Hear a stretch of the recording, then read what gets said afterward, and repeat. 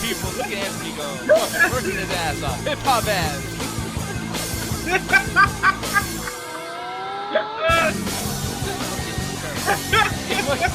So people, obviously Anthony needs to go to a club, like, at least once. Because this is clearly not okay.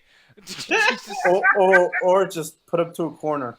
Yeah, it's bad. But people know, probably wondering what's up with the weird overlay and everything, Nick Diaz. And I'll be like, hey man, well thanks for noticing, because Anthony fucking didn't, because he don't give a fuck. But people, this is Febreze. That's a good smelling Febreze, dude. I love that kind. Yeah, this Ringside Hangout, this retro Ringside Hangout, is brought to you by the great smell of Febreze air refreshener. Yeah, and it's brought to you by the blue band of SmackDown. I mean, there he goes, Exactly. right there. Now the thing is, the purple lavender is very delicious smelling too. I mean, I really like that. Glad is kind of good too. Exactly. Yeah, exactly. And it's not Glad, it's Glade, but yeah. Oh shit! Well, I'm glad that it's not Glade. Glade. Anyway, people. Apparently, I smell like ass because I don't know the name of the shit I fucking use. But hey, guess what?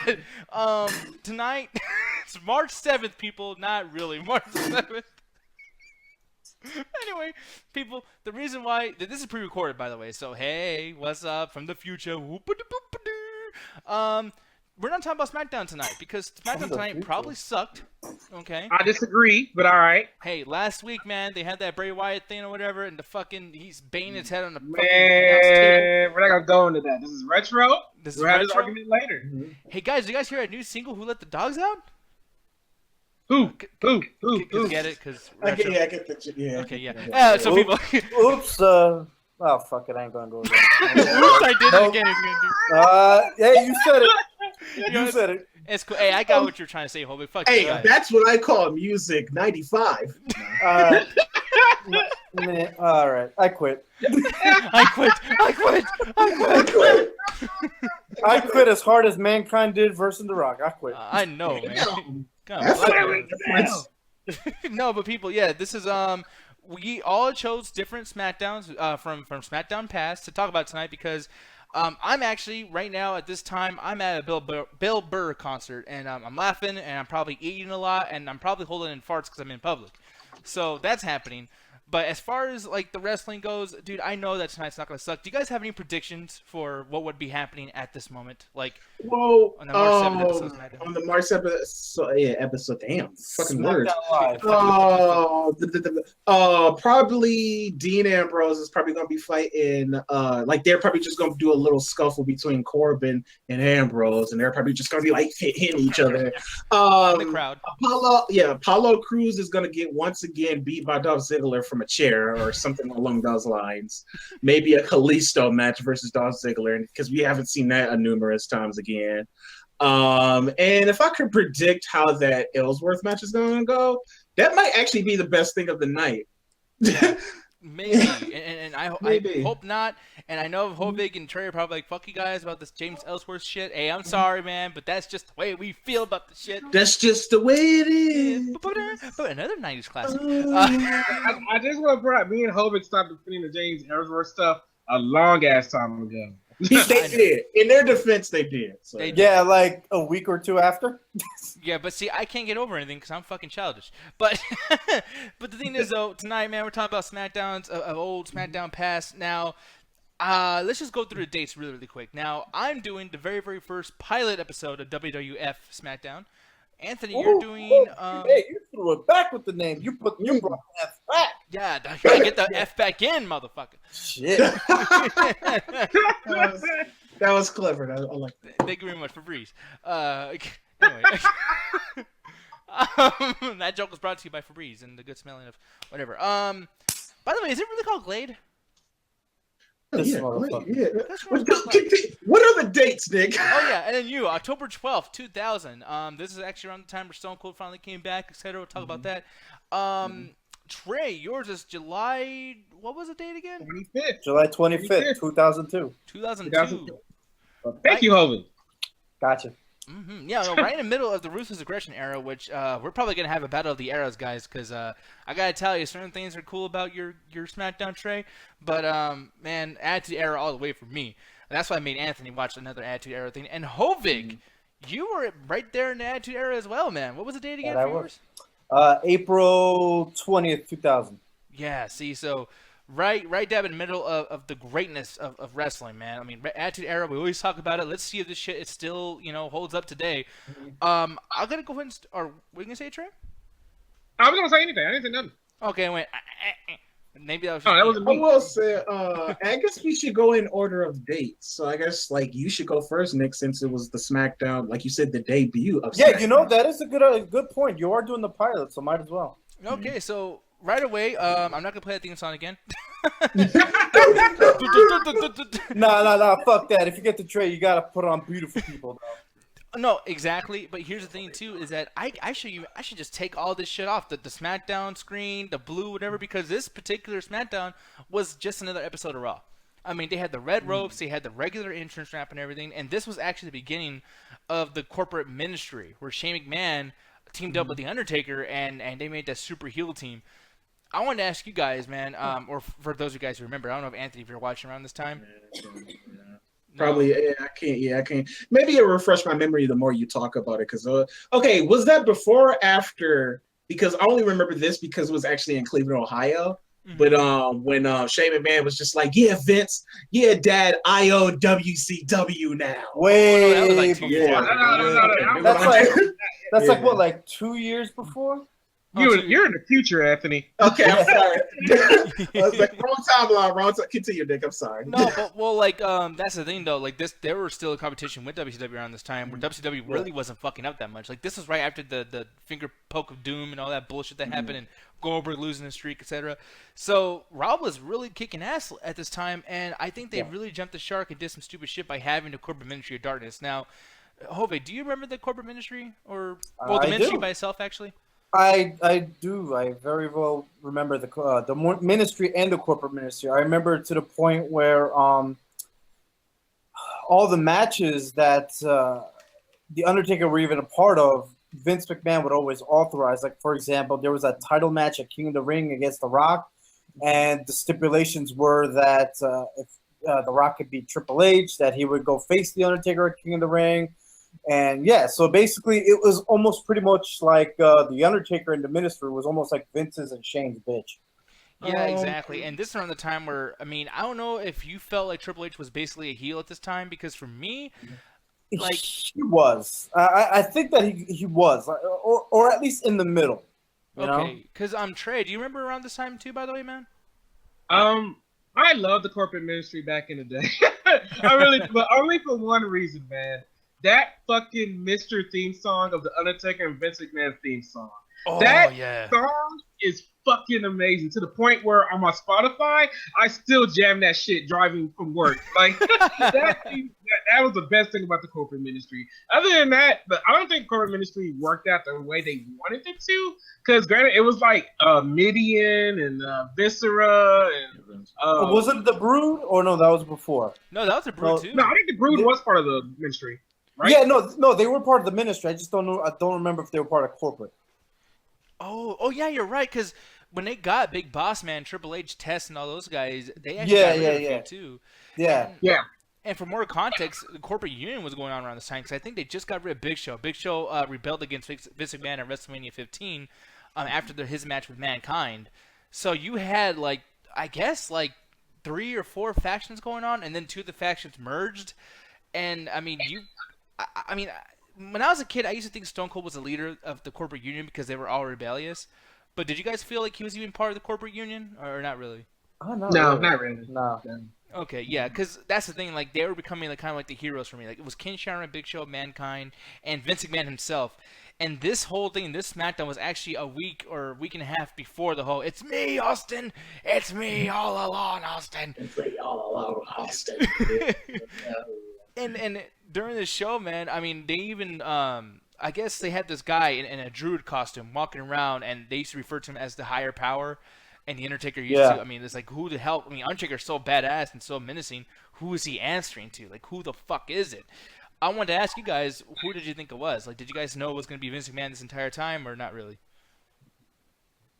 I thought it might have been like fucking Kane fucking around with him. Really? Yeah. Yeah. Because it's random, you know. It's like, who the fuck was the higher power? Fucking with Taker, you know? See, my dad, I used to watch this with my dad, and he thought it was going to be Jake Roberts. Because we haven't seen Jake Roberts for a while. Yeah, and then since they have history with Jake Roberts and Undertaker back in the early 90s with the whole, like, you know, Macho Man Savage feud and all that stuff, I mean, he really thought it was going to be Jake Roberts. Trey, what about you, man? What did you feel was going to be the higher power? To be honest, man, I was so into the whole kayfabe of the Undertaker and Kate Mentos that I thought it was gonna be somebody from like Undertaker's past, like their dad, like his dad didn't really die from the fire Kane set or anything like that. I thought it was gonna be somebody like that. My mind didn't even think that it could have been another wrestler because it's like you see somebody with a druid and anything, you're a kid, and you think, man, there's somebody in Undertaker's family, dude. Like it can't be anybody else. It turns out to be Sister Abigail. No shit. No. The thing is, like, there's so many other better people. Like, do you guys find the whole Vince McMahon thing, was that a good thing to you guys? Like, did you guys feel satisfied with the whole, like, twist, the M. Night Shyamalan twist being Vince McMahon? Was that cool to you or not really? I think it kind of made sense at the time, you know, from what I remember what was going on. But, I mean, when you look back at it now, it could have probably went a whole bunch of different ways, but I think for the whole storyline that was going on, it did make sense.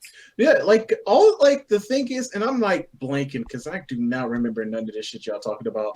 This was almost 20. Yeah, it was almost 20 years ago, Anthony. Don't feel bad. Yeah, I was probably in my Pampers at the time. I don't even know, but I will always say this: like back in the day, and I kind of missed that a little bit too. But like Vince McMahon was always involved with storylines, and he wasn't just involved with them, but he was just kind of like that power hungry guy that would just fuck with everybody, like fuck with the roster, fuck with the fans, fuck with you, just like fuck with everything. He would always fuck with people. And I loved it.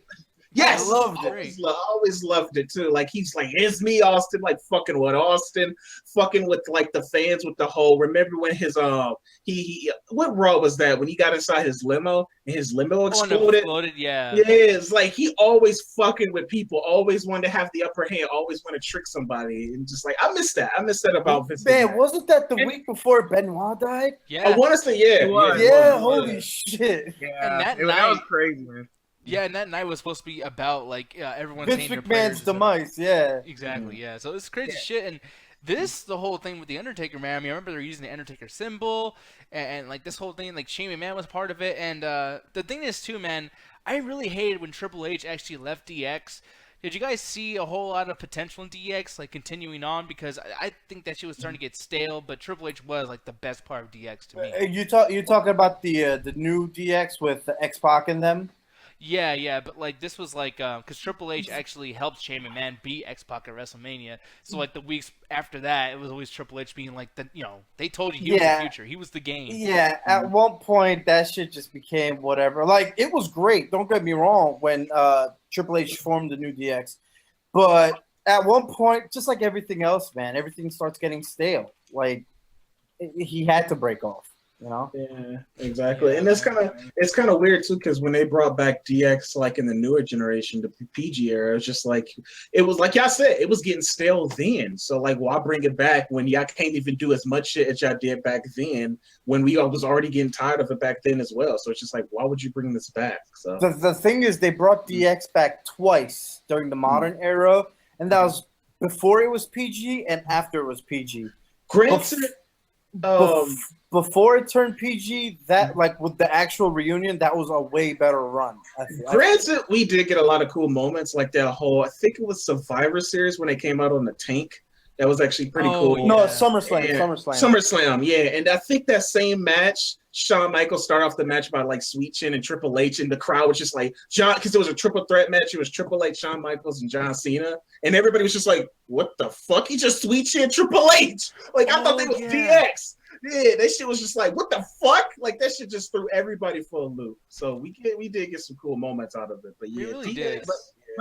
But what's your? I was gonna say the D-Generation X from back in the day though, because like the Attitude Era DX. I agree in terms of getting stale to the point where I think the last time I even really liked DX back then was when Shawn Michaels joined the corporation, and he was the commissioner or whatever. And the way he was fucking with Diaz, it was just like, man, this guy used to be a degenerate. Now he's with the corporate, and like every time Diaz would try to say something against him, he would shut that shit down, and then he would say, "Now hit my music," and then the DX theme would start playing. I'd be like, "Shit, I love that." but I just love that dynamic of like Shawn Michaels joining the opposite team, and then DX still trying to fight back. I mean, granted, it fell apart eventually, but I just love that dynamic. Yeah, man. No, and I felt the same way. Like, that's the thing. Like, when Triple H moved on from DX, it was kind of like, oh, fuck. It was a letdown, but at the same time, I mean, you know. It was necessary. It was necessary, and here's the thing that really bothered me is that on this same first SmackDown, Owen Hart was Blue Blazer. So they already starting to do that shit to piss me off. And you had such a huge show going on, and then, you know, just like how they do now with James Ellsworth, we just talked about that, James Ellsworth. They did the shit back in the Attitude Era, too. Attitude Era isn't completely fucking pristine, like they didn't do some stupid shit. That was so stupid. It eventually led to his death because 2 weeks later he died. And it's just like, fuck, man. Like, I you know, that Blue Blazer thing really wasn't landing. The crowd was dead, you know. Sorry for the pun.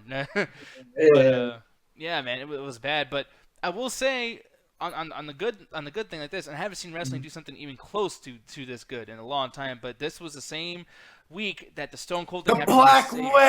The Black Wedding, man, when Stone Cold saved Stephanie. This is how they should do John Cena, where he comes out and he legit really does save the fucking day, and it makes sense. Like, Stone Cold came out, you see this right here, and he came and saved her life, you know, or saved her life or whatever.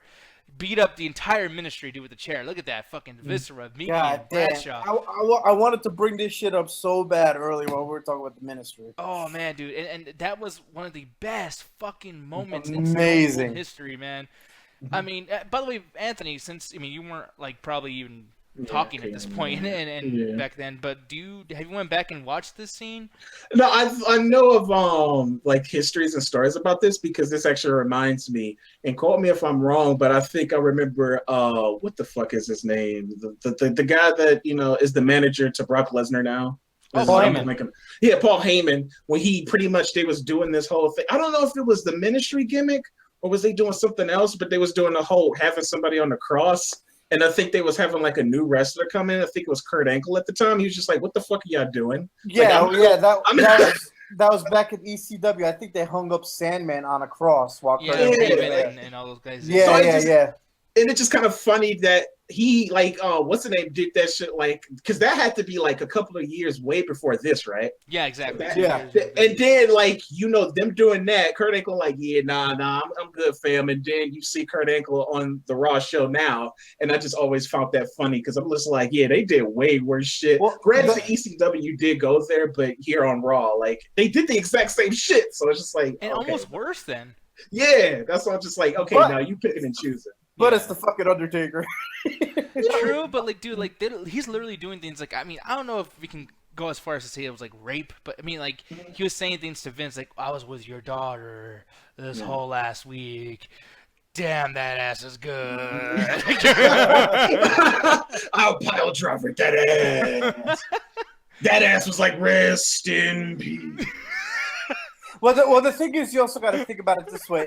It was two different situations, because we all know that when it's the whole Undertaker thing with the whole crossing, the crucifixion, we all know that shit is like, it's like comic bookish. You know what I mean? Oh yeah. But what was going on with ECW? That was for real. Like, yo, like, there's some shit going on and here. There was blood involved too. That's wait, that pussy will rest. Well, then you gotta put the tongue out too. And in essence, Stephanie rolls her eyes. No, sit that ass up. No,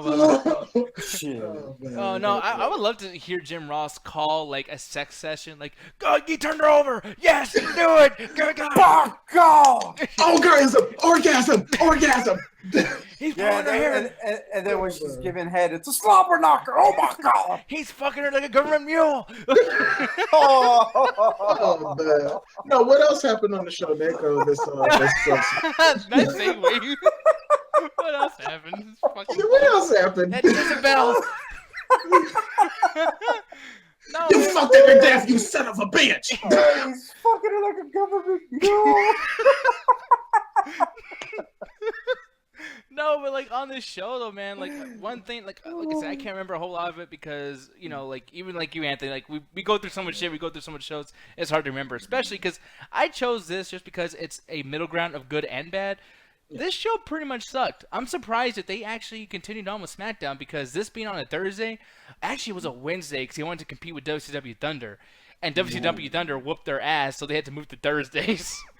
So yeah, they were just like, oh yeah, don't fuck with WCW. Man, and that's pretty tough to do because Thunder was their like C show, not even the B show. Oh yeah, WCW was shit. Man, SmackDown has moved so many times, like time cards, like you said, Wednesday, Thursday, Friday, Tuesday. It's been fucking everywhere. Yeah, but in the good way though too. They never did live before. They've never done SmackDown live, and the whole like what 15 years, 16. Yeah, exactly. It's been a long ass time. It's because didn't they just recently celebrate like a SmackDown anniversary? Yeah, the 900th episode. Yeah. Yeah, so it's been a while. They've done a couple, like maybe a couple live episodes prior to them actually going live. But that's it. Yeah, because like I said, my mind was blown because it was just like SmackDown was on Tuesday when I went because like they had SmackDown here in Cleveland, and when I went, it was on a Tuesday, and I was just like, wait, they record these like, and then they air it on Tuesday? I'm like, what? Bro, when I was a kid and I saw the tickets that were on sale, and then I saw like the time and the day. I'm like, what the fuck? Yeah, where are they doing on a Tuesday? I was like, how is this possible? And then come to find out years later, when I got older, I was like, oh, this shit. No, were you guys actually shocked when you found out that like they tape multiple shows on one night, like Superstars? It's not like you don't go pay tickets to go see Superstars. You just get that shit for free after you go pay for Raw. No, but it's like smart. It's fucking. It makes business sense. Like, why wouldn't you do that? But it's like, yeah, when I seen that because they did do Superstars too, and you see them change like the ropes and the lights and everything. I'm like, oh.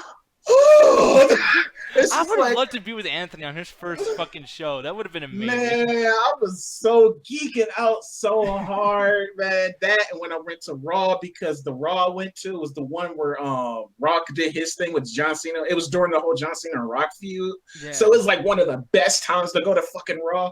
So yeah, and that's the thing, man. Like, and I like I said, I was a little kid, just like Kovic was, and we, and even Trey, you're just like, yeah, dude, I used to believe in this shit. Like, I thought that the entire power was like this other fucking person from this storyline. Bro, I thought Taker and Kane were actually brothers. I thought he literally had a burnt face. I was like so curious, like, dude, I wonder how burnt his face is. Like, it's like Deadpool or something. Right? Yeah. Shit. Yeah. It was so cool how they did that, and they really like matched it up every single show. Everything made sense. Continuity, you motherfuckers. Like, it shit worked. But yeah, the rest of the show was bad, though, in my opinion. I mean, you had Bradshaw versus Ken Shamrock and just a sloppy little brawl. And lots of the matches back then were very, very sloppy. I mean, Stone Cold's one of the sloppiest wrestlers I've seen, and he was a main event. And it's like, yeah, dude, this motherfucker like slips and slides because he doesn't know how to tie his goddamn shoes. You know what I mean? Like, it's fucking ridiculous. Oh, my shoes are tied. Oh, mama, can you tie them up for me? The kids are making fun of me. Where's my lunchbox? I don't know if Anthony's doing D'Lo Brown or Stone Cold. Or that head tilt. What was up with that too by then too? Back in the day, they used to love that head tilt. Like Mark Henry would do it, D'Lo Brown would do it. The head. It was all about the and that's something that's kind of missing. And I'll actually talk about it when I watch my show. But just the theatrics of like, because you could do a lot of things that add to the character rather than just punch somebody or the entrance or whatever. Just their fighting style, like Rock. Like the only one that does that like little like leg thing that he does, where he just like holds it like that and dangles. He just. Yeah, dangles, and he does it like that. He's adding personality even when he's in the ring. He's a showman, and like it's kind of missing that line. Like the only thing I can think of that kind of does that, just the top of my head, is Dean Ambrose. Like when he goes off the ropes and does that clothesline, like that's kind of like his own thing. It's like his own style. So it's just like, yeah. No, I completely agree. And everything else seems to be, stolen, just like John Cena said to fucking, The Miz. So, yeah, that's an issue with me. But, yeah, this is a particular show, and I don't know, whoever saw it, too, go ahead and give me your rating as well. But I give this show a definite 3 out of 5. For being a first SmackDown, back in the Attitude Era, you would think I'm like, oh, it's the greatest fucking thing ever. No, it wasn't. It was a pretty boring-ass show. And even for back then, it was bad. But there's certain things that they did that WWE doesn't do now, and they need to take some fucking lessons, man. Hovik, how about you, man? Do you remember that show at all, or can you give it a rating? Vaguely. I vaguely remember the show, so I can't really give you a Okay, how about you, Trey Cooper? Yeah, same here, man. I vaguely remember the pilot episode of SmackDown. Matter of fact, I forgot there was even a pilot episode until you tell me, and I'm just like, holy crap. Yeah, and maybe next time if we ever do this again, I'll talk about the first official SmackDown episode, which was a hell of a lot better. I know people might be confused, like, what the fuck? Oh, cool. So... Keep going, Nick. Okay, dude, Keep going. you literally got like a real reaction. I wasn't trying to be funny. I was like, what the fuck? Like, I forgot. Like, I actually said that shit out loud. But yeah, man. Like I said, I don't like that show that much. It was a 3 out of 5. But Hovig, I'm gonna get to yours, man, because that's a completely different story for me. Yeah. So April 2000. When you first saw this episode, going into it, were you excited about the product at the time? Did you like wrestling a whole lot? What was your? Oh yeah. Oh, I loved wrestling at the time. But this specific episode, because I used to have a bedtime when I was younger, and I was. This was 2000. So I was like, what, maybe 10? Mm-hmm. Maybe 10 or 11, and I was never able to watch Monday Night Raw. So every time that there was SmackDown, I would get the updates from Monday Night Raw. Oh, yeah, of course. Yeah, so watching SmackDown, like the first 5 minutes of SmackDown was a recap of Raw, and what was going on was like the whole Triple H thing against Chris Jericho for the title, and how Earl Hebner screwed him with the counting the 1, 2, 3, super fast, yeah, the super fast, and then all that shit. And obviously, Triple H comes out in old Triple H fashion, bitching and moaning, saying, you don't fucked it up, and I want the decision overturned. I want the title back to me, yada, yada, yada. And then the decision was overturned. He got the title back, and he fired Earl Hebner, that shit. And then, later on, you get the update that Linda McMahon shows up, and she's announcing that Stone Cold is going to be in The Rock's corner at Backlash, against Triple H. Yeah. So it's The Rock versus Triple H for the WWF title. And this is around the time where we have not seen Stone Cold for a while. Like, he's been out for the whole injury thing, that whole car bullshit that happened. From the November before this. Like, this is April, people, so it's been 6 months? It's around that. So, and mind you, not being able to see Austin for a long time, just finding out that he's going to show up just marks you the fuck out, Oh, yeah. So, which brings me to the SmackDown episode, because that was all the Raw recap. So, and before we even continue on too, that Chris Jericho thing, did you feel like they should have let him have the title, or do you think it made sense to give it back to Triple H, or have some kind of weird WWF shit going on? You know what? No, it made sense to give it back to Triple H only because the story gets all full circle, because eventually he wins the undisputed titles. Yeah, of course, yeah. So it was okay. It was fine. I mean, that's some shit that they would still do this day. I mean, come on. Oh, yeah. But for storyline purposes, it did make sense. Because you have Earl Hebner running in. He was not the official for the match. And he's just, interfering in a sense. And then Mike Chioda's like, man, you did screw Triple H. See, so that pissed me off because I thought Mike Chioda was going to be a heel. After he did that, I was like, man, fuck you forever, dude. Yeah, right. We had a chance of having a new champion with your bitch ass. Yeah. But in the storylines, it made sense to give it back to Triple H, because then it's like, what the fuck is The Rock going to do now? Of course, yeah. But, so now when we get to SmackDown, love the fucking show. I adore the show. There's the Road Dogg versus Edge is 2 minutes. They're all pretty short, but now, do you consider that a bad thing? Short matches? Because for me, I don't really consider it a bad thing, because there is a shit ton of matches, and then they're still filling in with story.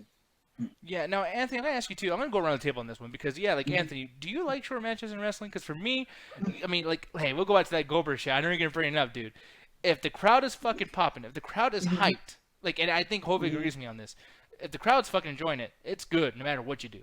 And short matches do that. But what's your opinion? No, true. And I can't go against the whole Goldberg and Brock Lesnar thing. Granted, it did sell tickets and stuff like that, and it got people hyped. Most people even saying that was price alone of the price of admission. But it's just the only thing with that with other short matches, the Sheamus versus Daniel Bryan at WrestleMania. What was that? Oh, fuck. The 18 seconds of death. Because that was like, granted, it wasn't advertised like that, but it was just like, okay, this is WrestleMania. What the fuck? You just made him lose like that. Like, what the hell is going on with you? But I can still forgive it because they went into the storyline of them too. So I guess where it went, whatever. But the Brock Lesnar thing and the Goldberg thing, that was literally fucking advertised. It was on the poster. So you thought you was going to get something made. Well, maybe that's just me. Maybe it was wrong of me for expecting that much. But motherfuckers, y'all had that shit. That was a selling point of that damn pay-per-view, and that's what you give me? And I'm more mad for those people that actually was sitting in those damn crowd seats more than me, because at least I got the Rogers like from the comfort of my home. They actually had to go out there, probably get like hotels, get like fucking travel packages. Still with the annoying ass wife.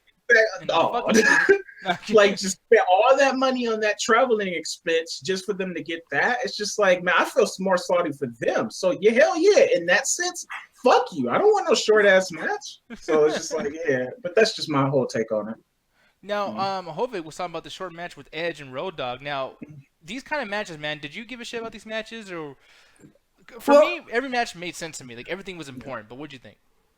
Well, for this specific match, I wasn't too crazy about, only because it was literally the fucking start.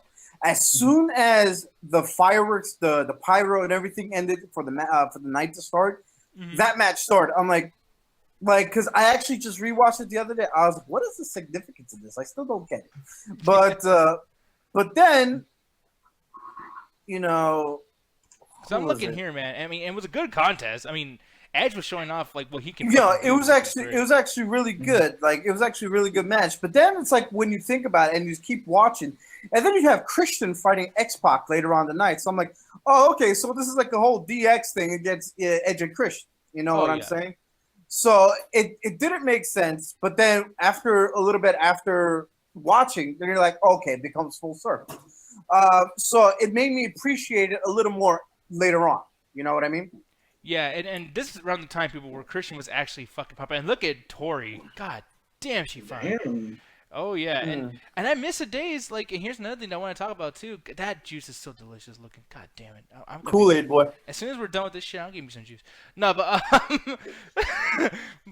the thing is, though, is, like, I miss, and it doesn't sound odd, but, like, I miss when you used to be able to hit girls on the wrestling show, man, because... I'm with you on that. And I don't mean it in a bad way. Like, I'm not saying you should hit women, but it's like, dude, it used to be more unpredictable. Like, holy shit, she better leave that boy alone. Like for example, last night, like Cena got slapped by Maurice, right? Yeah. Man, God forbid that was like Stone Cold or The Undertaker. You get like a fucking hand to the throat and shit, or like thank you, like a stunner or some shit. I was even thinking that, like, if this was back in the Ruthless Aggression era, John Cena would have been did the attitude adjustment. Oh fuck yeah! But were you gonna say Anthony?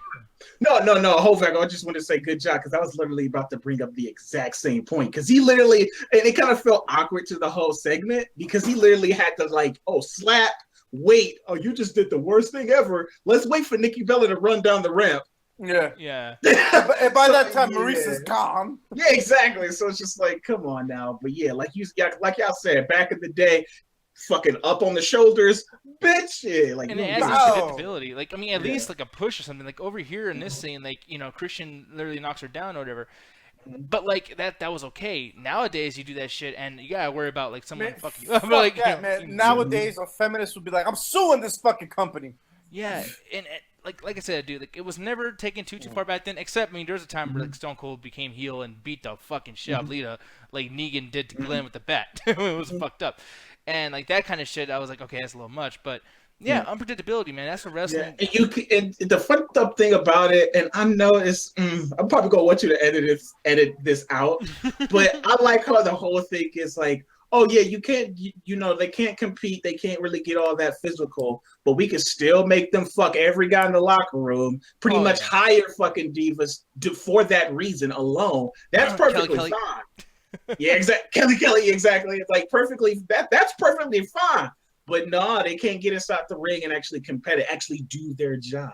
Yeah, exactly. So, The only job they can do is the blowy and the no. But anyways, sex stuff. By the way, But there's women today in the main roster who like they really want intergender matches to come back. Not just that woman-man tag team like what John Cena and them going to do at WrestleMania, where the women actually stayed in the ring and fight with the men. Like they do, because most of the women right now in WWE, they used to do that stuff in the indies, so that's nothing to them. So it's just they want that stuff back. It's just that WWE won't let that stuff come back. The only problem is WWE is way too mainstream to let that shit happen. Another thing too, Hovik, is let me ask you: if you're a wrestler, would you want some girl beating you? Like, or do you think people will take you seriously if you let a girl beat you in a match? Because that's what killed Mark Merrill's career. You know, Mark Merrill was supposed to be in his storyline. But the whole Sable shit, yeah. Yeah, and he took a power off from Sable, and Stone Cold was like, "Oh, that's interesting." But how then fast again, am I gonna beat him? But then again, if you have like, let's say, someone like I don't know, like John Cena fighting Maurice, we all know who the fuck is gonna win. You know, so some of this shit does like it makes sense that the woman is not gonna win. Like, you know, and this is not even like a whole fucking sexist thing, or it's fucking true. Like, go ahead, throw Brock Lesnar in a motherfucking match with one of these goddamn women. But put Asuka and John Cena in the same fucking arena. I'm pretty sure John Cena's gonna be fucking. That's gonna be fucking competitive as fuck. You know what I'm saying? Like, yeah. it all depends on who you put with who. Like Sasha Banks or Becky Lynch or whatever the fuck, they could go toe to toe with like one of the big guys, like Cena or whoever the fuck. But I mean, if you put like someone like Maurice against Cena or Dean Ambrose, she's just gonna get fucking chewed up. I'm actually gonna make a very obvious joke here, and you better fucking laugh. If this situation actually did come back when you can hit women, I guess you could call that thick versus dick. So that'll be edited. Yeah, anyway. I mean, there's even a match online where you can see Asuka going against Tajiri, and that was a match that a lot of people wanted people to see before Asuka came to NXT, and it was actually a really great match. Yeah, I saw that. Yeah, that shit was amazing too. And the funny thing about it was like Asuka almost killed Tajiri. Like he almost fucking like destroyed it because I think she did like a kick on one of his on his head, fucking almost knocked the dude out. So yeah, she ain't nothing to fuck with. That's exactly what I'm saying. Like if you put the person up against someone that you know that they're gonna go toe to toe with, it makes sense. But it's like a different type of fighting style though. Like you gotta like be able to match those type of things too, because like that's New Japan Pro. So like, they fucking do anything. So yeah, you can't bring that to like WWE style and expect it to be the exact same. You can't. The thing is though, and this kind of fits in the same storyline or the same topic of conversation because of the fact that you're saying like, yeah, it depends on that person, their style versus the person's style and size, etc.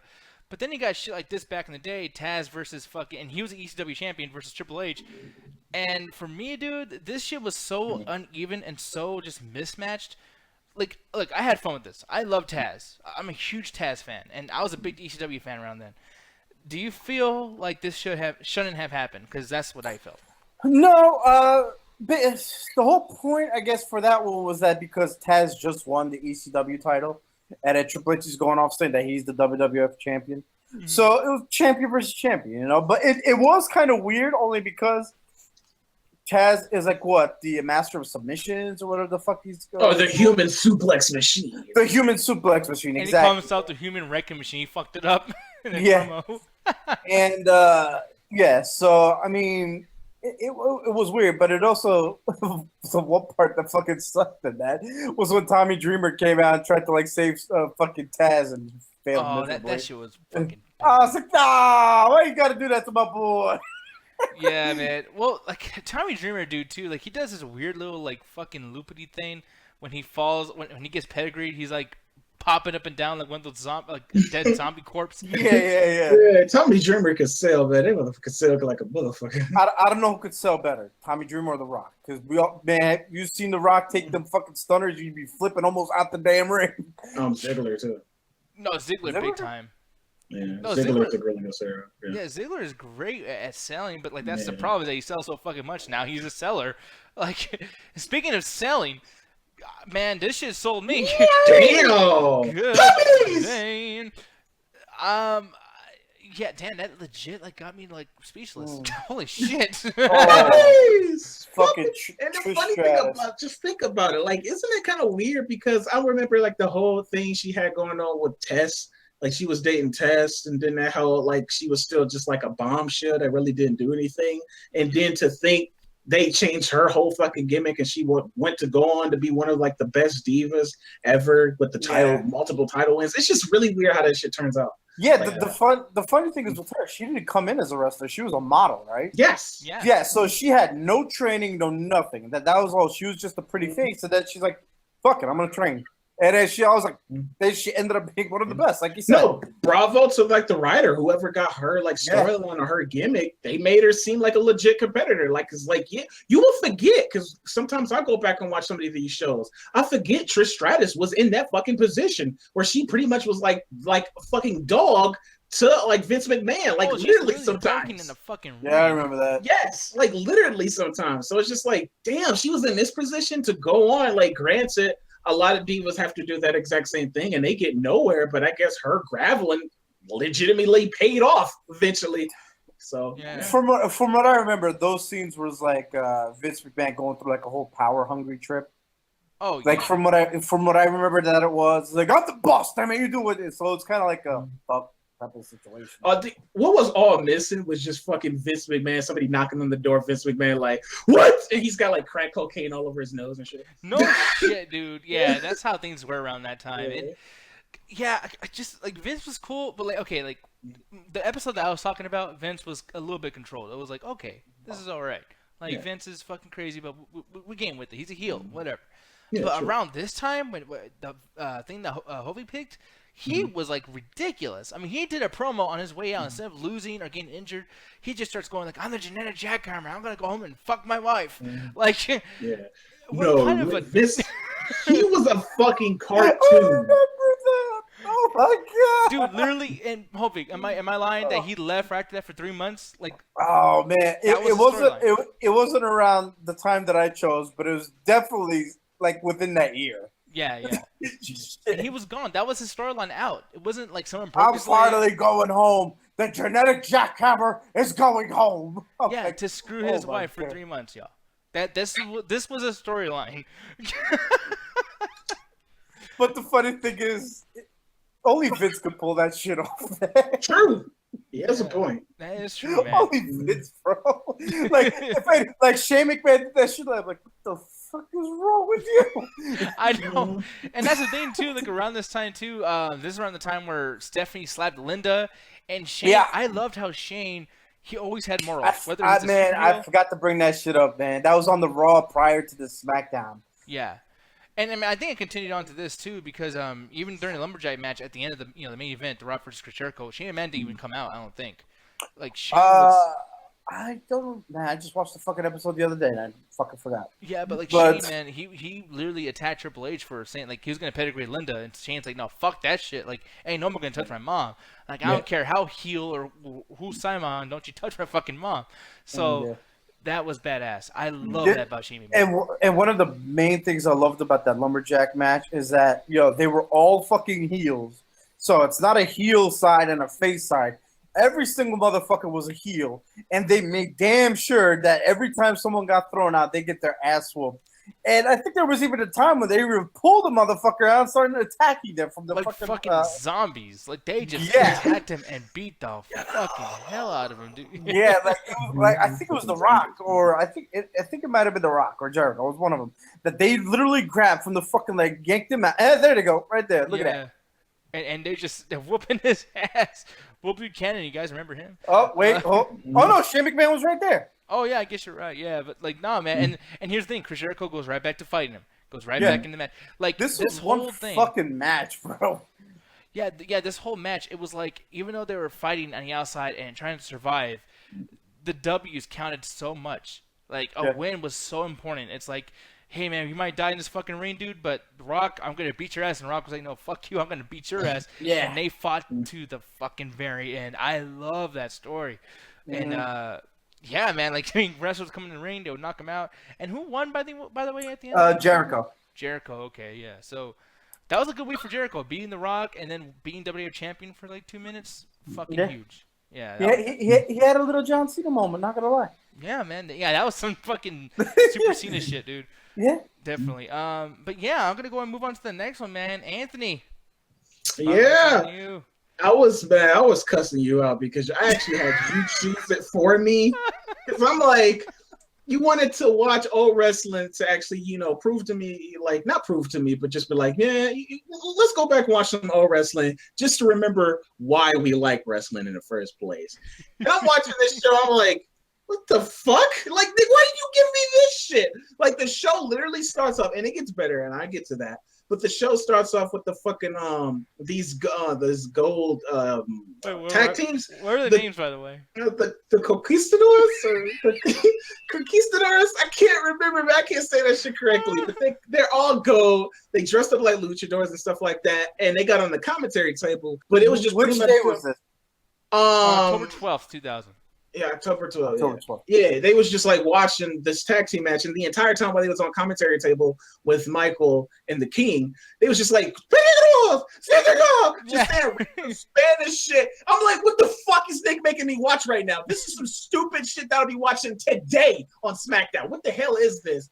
But it was cool to actually see the fucking Dudley Boys. That was actually cool, actually using fucking tables. And then the fucking D'Lo Brown. I forgot he was part of a tag team. Yeah. I can't remember the lowdown. Yeah, the lowdowns. I was just like, I forgot he was actually part of a tag team. But the funny thing about it is when I seen him, I was just like, okay, is that D'Lo Brown? That's D'Lo Brown. Is that other guy Maven? Because he looks a lot like Maven. Yeah, he looks like Maven. Like, he got the black pants and everything. They look like generic wrestlers you create in the character creation. No, so this is like fucking like a baby version of the Authors of Pain, man. Yeah, no, I seen that too. When you said that, I was just like, why is Nick always saying that? But I got it here. So that was actually pretty cool. But that shit was fucking stupid the entire time. You got the fucking gold dudes saying that. And I actually remember too, because thanks to playing wrestling games, they're kind of like Smash Brothers in a way, where they're interactive history lessons. Mm-hmm. And I remember, I think it was on one of the SmackDown versus Raws, if I remember, or the 2K games. But Edge and Christian actually dressed up like these guys again, and it was just, let's make a reference to it. So when I seen this show, I was just like, wait a minute. That's Edge and Christian. This is their shit. This is what they used to do. And I'm just like, thank you, wrestling games. Y'all actually taught me something. So it's actually kind of funny that kind of just goes full circle around like that. And that shit was like, but that too. And I really got mad because this was around the time that the whole fucking China and Eddie thing was going on. I'm like, what the fuck am I watching? It was like, fucking, why are you breaking my heart, Eddie? Like, what the fuck the acting was horrible, man. Oh my god! And fucking Michael Cole trying to sell this shit, and I'm like, bravo, dude, you trying your damnedest. But he was just like, China's a beautiful young lady, and that Eddie, that snake, he's fucking breaking her heart. And then King was just like, she was on the cover of Playboy magazine. I'm just like, look at her. Yeah. Look at her. Man, you're fucking mean, dude. Goddamn, look at that big old man bitch. I'm sorry, man. I never found China attractive. If there's somebody out there that finds China attractive, I am sorry, man. That's Triple H, and X-Pac. Yeah, and hey, that's I all did when I was a kid. That's all. I got nothing against y'all. I'm not judging, but me personally, no. You wouldn't want her to give you a power bomb? No, China is never attractive to me. She's never attractive. I'm sorry. You don't want to fight in China? No. real quick though, R.I.P. China. Just saying. Well, R.I.P. It kind of sad too because like it's two dead people in the storyline together. Eddie, damn, and Shetty. So and that Playboy.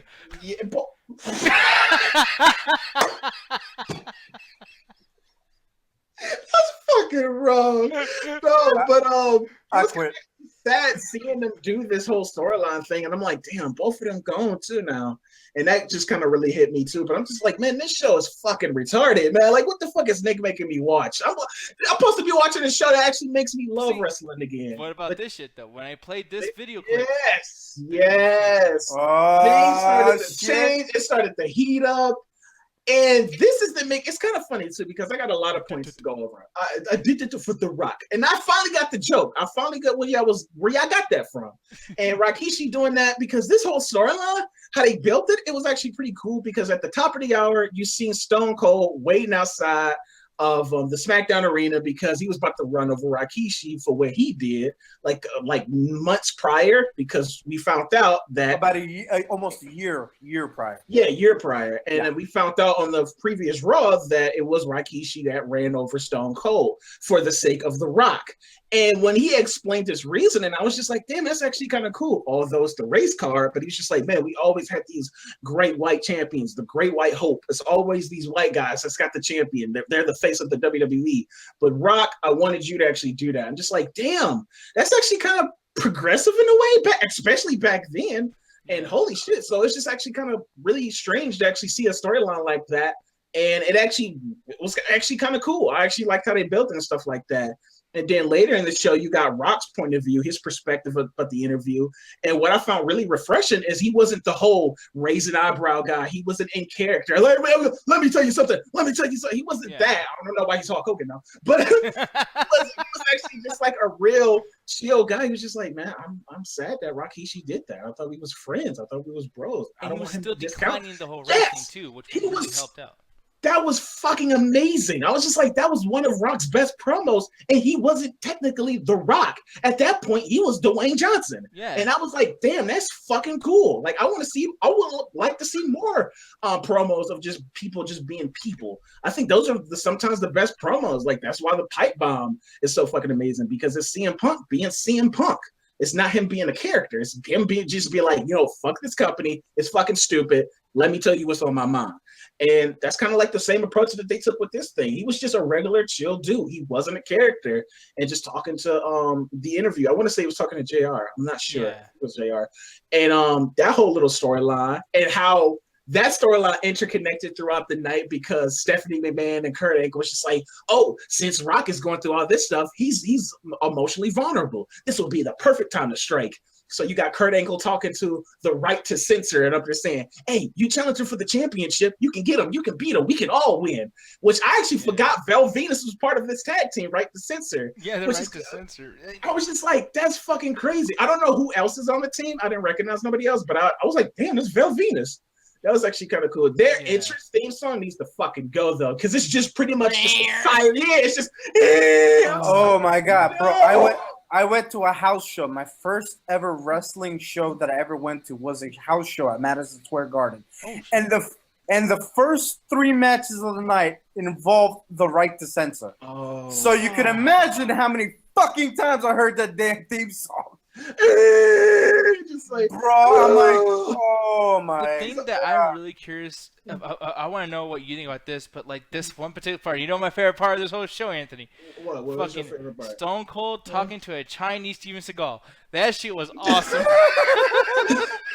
I didn't even recognize that, but that was funny. He was just like, you could go to jail, man. You could go to jail. He just rolled up his window. He's just like, fuck you. Like, and you. Stone Cold, like, it really shows, like, when you go back, because I always wondered, like, Nick, why the fuck do you kiss Stone Cold's dick so much? Like, why do you kiss his ass? Why are you all up in that shit? All up in the booty juice?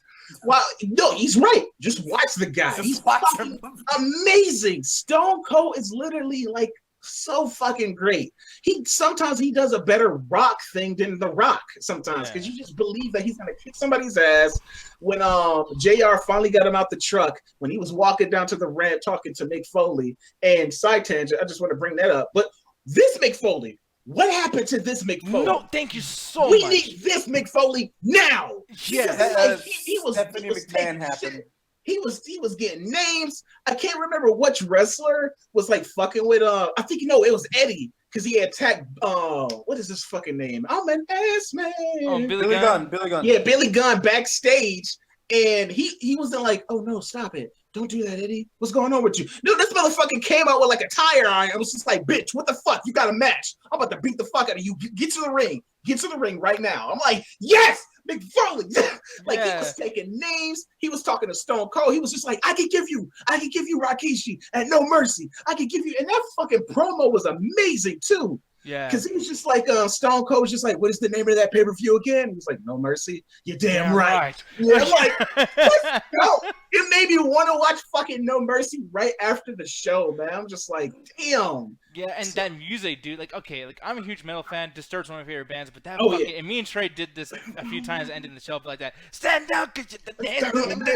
Oh man, that fucking theme song. Yeah, Awesome. I love when Trey does it, dude. Man, did you guys ever see that one segment on Sunday Night Heat? It was this week, actually. They Where were advertising it on this particular episode that Anthony was watching.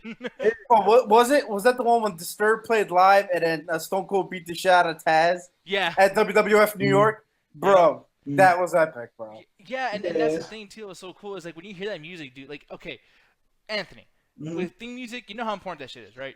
Oh when no, you hear Brock Lesnar's like, dun, dun, dun, dun, like you're like scared, like you know that there's probably he's probably not gonna beat anybody up, but like that noise is like holy shit, shit's about to happen.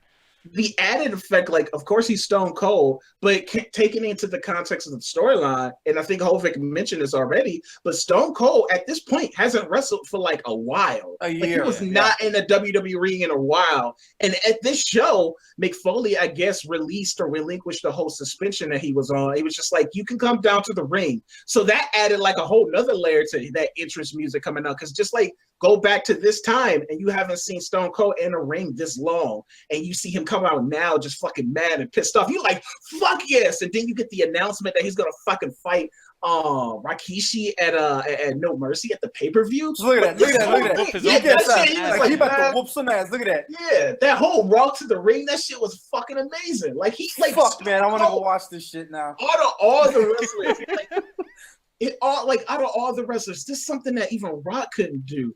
But like when Stone Cold has this thing about himself, God damn, look how young he was. His personality transcends wrestling. Like, you really, like, you would not, none of us in this Google Hangouts, even with Stone Cold being as old as he is now, we would never cross this man because we still think of that guy. Hell no. Yeah, we still think he's gonna beat the fuck out of him. Man, fuck that. I would be so respectful to him. I don't even give a fuck if he was at like how his character was back there. I'm like, thank you, Mr. Austin. Exactly, because we still got that fear, and that's something that no other wrestler can do. And I get it. I finally get why Nick really fucking likes this guy. I finally get it because it's just like, look at him. Look at him, like he's just staring, that death stare. He's like, I'm gonna fuck someone up right now. He's so ready for fucking business, dude. Like just in that shirt, bye, jackass. Like even I love this shit. Like when he just grabs that fucking chair, dude. Like he grabs a mic and then he just gets the chair and like, yeah, fuck this bullshit. Yeah. Like Foley's like, oh no. This fucking chair there. And and the cool thing about it is like, Mick Foley now, he would have backed down, like, calm down, Austin. Calm down, I got you. He was even like back there down. He was like, no, Austin, you're gonna go to jail. If you don't listen to me right now, you're going to jail. It's no longer a wrestling issue, but it's a law issue. I'm just like, this fucking promo right now. Yeah. This shit is amazing. He's not taking no shit. He's telling him, like, listen, I'm the fucking boss. I'm not Vince, motherfucker. Like, I'll take your shit, you know? Like, exactly. Like, oh my God, that fucking promo was awesome. And just like the other just storylines and wrestling and stuff like there, it was just easily because like you had like a Triple H versus I guess Benoit was actually having a rivalry at the time. Yeah. So like they had like a whole little tag team thing going on. Eddie for the Intercontinental Championship match, it was like a triple threat. It was Eddie, Chris Jericho, and X-Pac. And then after that match had like succeeded, Eddie had won and retained his Intercontinental Champion. I guess X-Pac and Chris Jericho had a rivalry at the time.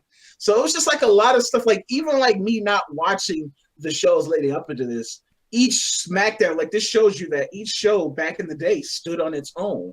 So if anybody could just get inside the wrestling and just start watching it from this point, you know what is what is what. And you know who's a good guy, who's a bad guy. You know how long the storyline has been going. The even like they made, because here's the thing, I would get so mad if they did this nowadays. Like I got mad when Jerry Lawler versus The Miz, like in 2011. Yeah. I got mad over that. But like they have the storyline going on the show you're watching with Jerry Lawler versus Raven and Taz. Where they're picking on Jim Ross. You know, I think like the SummerSlam before that, Taz literally cut Jim Ross's eye open with like a fucking with the windshield because he broke the windshield right in Jim Ross's face. And it's just like, dude, they actually made that shit good. Of just Jerry Lawler like whooping ass and then going right back to the commentating booth and doing the show. You know what I mean? God, it was so great. Because like I said, I started cussing you out, Nick. I was just like, man, this fucking Nick Diaz right here. What the fuck is this shit? It just reached a point where I was just like, this is why I love wrestling. This is why I love wrestling. Like I said with my episode, it's like as the episode started progressing, it's like everything started making sense. Like, wait a minute, like the whole Edge versus Road Dogg that I was talking about. I was like, okay. And then as the episodes started going, it's like X-Pac versus Christian. I'm like, oh, it's a DX feud. Okay, it makes sense. The same thing with you with the whole Conquistador shit. You didn't like, what the fuck? And they're like, wait a minute, that's Edge and Christian. Yeah, exactly. Yeah, it's Edge and Christian because of the wrestling games and shit like that. And then Jeff Hardy and Matt Hardy seeing them wrestle again. I cannot remember who they wrestled against. But actually, the Conquistadors actually Raven and Taz. Yeah, Raven and Taz. But the Gold guys actually coming out there interrupting that match. So you got that rivalry going on. And it made me want to watch the shows afterwards just to see where all these go, just so I can remember to see what's going on now. And I'm just like, damn, this was actually a really good show. And it's just kind of funny too of how the whole the Kurt Angle, how I miss him much as a heel. The whole it's true like and him just being like a coward too, man. Like I love it. The fucking Angle slam, it got me really nostalgic too. Plus this wrestling show, and this is one thing that the new generation is kind of doing better than not better, but it's doing exactly the same.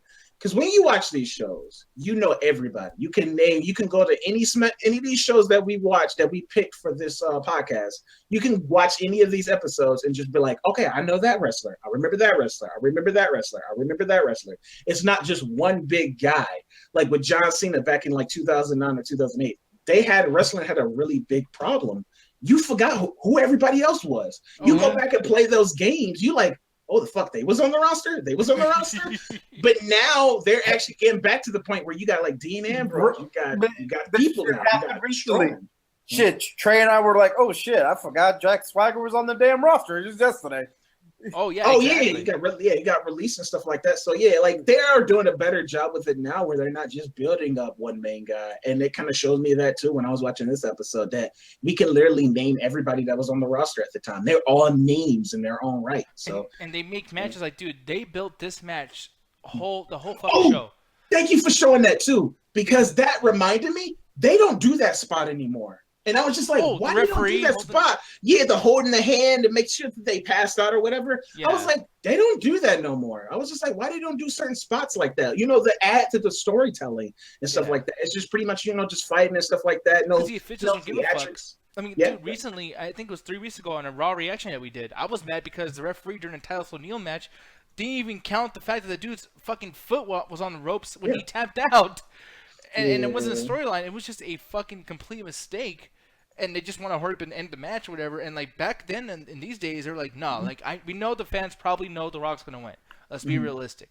But it's like the fact that we're putting so much into this and making this match last so long and had 8 promos leading up to this fucking match, Val Venus could probably win. No, you thought that. Like, you legitimately thought, like, regardless of what you felt about the right to censor of Val Venus as a wrestler, because, being like a wrestling cinephile or whatever, Val Venus won't beat The Rock. Like, even on his good day. It's just like, exactly. It's not his character.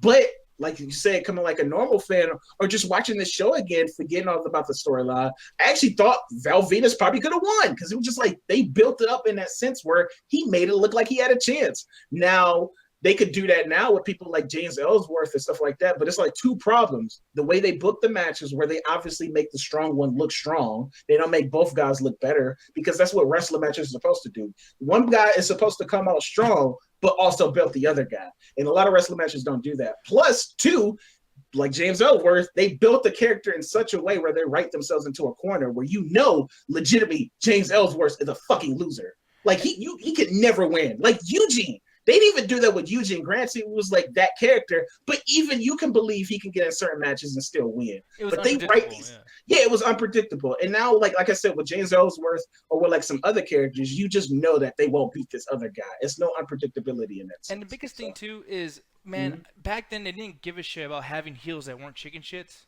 I mean, I know like probably like a Stain, in Attitude Era, they still had chicken shit heels, obviously. But like situations like this, like Val Venus, he had a couple times where Steven Richards helped him, and by the way, Kurt Angle and Stephanie standing on the apron or whatever. That obviously is distracting Rock. But for the most part, Val Venus, he's in control right here. He's choking the fuck the Rock out.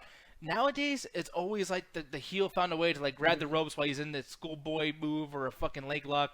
There's always some kind of cheap bullshit happening on. I mean, at this time, Val Venus was a pretty good wrestler, and he was a heel. He didn't have to play chicken shit all the time. And, yeah, he didn't have that much help, and it was a good contest. And Plus, I missed back then, man, when he used to do that shit. Plus, it seemed like the wrestler thing, too, like, maybe I'm biased on this, but I don't want to be kissing the show's ass too much. But it seemed like they had, like, a really good roster and stuff like that. They had other competitors. Like, they had a full show, and they still didn't have competitors that they all the way used on SmackDown. But, like, now, you get to, like, Raw and SmackDown, you're like, didn't everybody wrestle already? Like, you feel like they kind of losing, like, wrestlers. Like, they need more competitors because it's just like, yeah, we got to see the same old matches, the same old things is going over and over again. It's just like, yeah, I need more competitors. But I didn't feel like that with the SmackDown show. Now, before we get into Trey's review of his, I know he didn't say much on this one. Trey, did you actually, did you see this back in the day? Do you remember this episode at all or these storylines? Man, I don't remember really none of those storylines that was mentioned tonight. I really don't. But that is a blur to me, and I can't believe it's a blur to me because I look back on those times fondly, but I do not remember that episode at all. Yeah, man. This is like I actually had this episode recorded on VHS, and I used to watch it on loop. Like I used to watch this and No Mercy back to back, which is funny that you said that. It makes you want to watch No Mercy. Yeah, it does. Those two is like a double feature. Like if they sold wrestling episodes like at Walmart in a double feature, this would be with No Mercy. Yeah, true. You damn right about that. Like after that promo, I'll just go straight into No Mercy because it's just like, man, that shit. It was amazing, man. But no, I'm gonna go and give my rating, and then Hovik, if you want to give yours, go ahead, and obviously you too, Anthony. But I would give this a 4.5 out of 5. This was damn near a perfect show. Even Nick Cooks couldn't. Now you fucked me up. I can't say the name right. But the Edge and Christian thing, it was stupid as fuck, man. It was dumb. But I watched like 2 weeks of that like lead up. And that gimmick was actually for a really good reason because they weren't supposed to interfere in matches or be outside when Dudley's fight because of the storyline. And granted, you didn't get that context because it was so like early on in the show, but there was a reason why. And it was like, granted, it was stupid, but it brought that silliness. But then it also helped the titles. It's like these guys are doing whatever they can to fuck with the Dudleys because the titles. The only thing that matters is the titles, and I love that shit. So for me, 4.5 out of 5 for me. And you adding that context, it makes sense. But Trey, you was going to say something? No.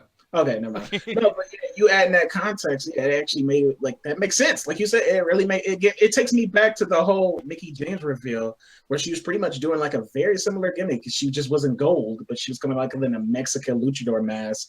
And then you see where that happened and see where that goes. Yeah. So it's just like they did it before, so why you can't do it again a little bit better.